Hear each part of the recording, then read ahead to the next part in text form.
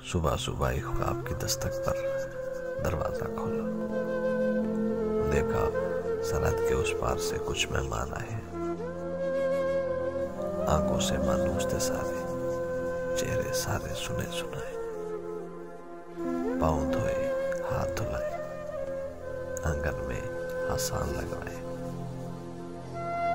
और तंदूर पे मक्खी के कुछ मोटे मोटे रोट पकाए। पोटली में मेहमान मेरे पिछले सालों की फसलों का गुड़ लाए थे। आंख खुली तो देखा घर में कोई नहीं था।